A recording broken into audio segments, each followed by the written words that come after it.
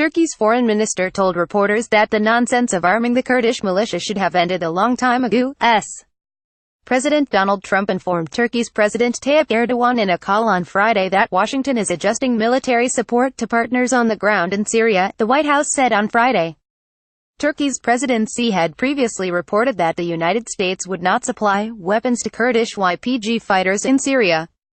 The Turkish presidency also said that Washington had agreed to fight terrorist organizations with Ankara, including the Islamic State militant group, the Kurdistan Workers' Party (PKK) and the agoU.S-based Muslim cleric Fethullah Gulen network. A description of the call provided by the White House did not specifically mention PKK, the YPG or the Gulen network, but it did say the two leaders also discussed the purchase of military equipment from the United States. Turkey has long been furious about the U.S. decision to provide supplies to the YPG, who have been fighting as part of the Kurdish Arab Syrian Democratic Forces (SDF) coalition against the Islamic State group. Turkey considers the YPG a branch of the Kurdistan Workers' Party (PKK), which has waged a guerrilla war with the Turkish state since 1984. The presidential spokesperson told me that there was also an issue around 3,000 truckloads of weapons given by the U.S. to the YPG and what will now happen to them.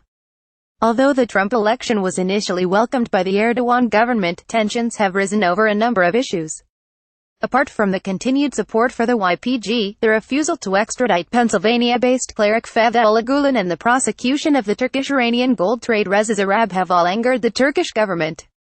We understand that the U.S. had been concerned that Turkey was leaving its political orbit and that Erdogan had told Trump in Friday's call that he wanted three things to heal the rift: the extradition of Gulen, the end to the visa crisis, and the U.S. to stop arming the YPG. In the call, Trump agreed to the third request.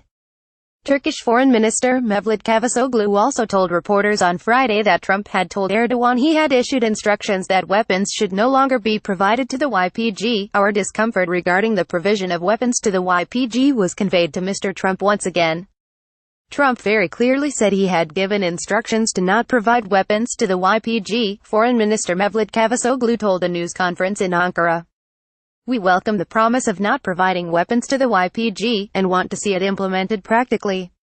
He added that this nonsense should have ended a long time ago. Cavusoglu also said that Russia, Iran and Turkey would decide jointly who would attend Syrian peace talks. Turkey has said it would not accept the presence of YPG representatives. Trump tweeted that after his call with Erdogan, he was planning to go golfing with Tiger Woods and Dustin Johnson. After Turkey call, I will be heading over to Trump National Golf Club, Jupiter, to play golf quickly with Tiger Woods and Dustin Johnson, he tweeted. Then back to Mar-a-Lago for talks on bringing even more jobs and companies back to the USA.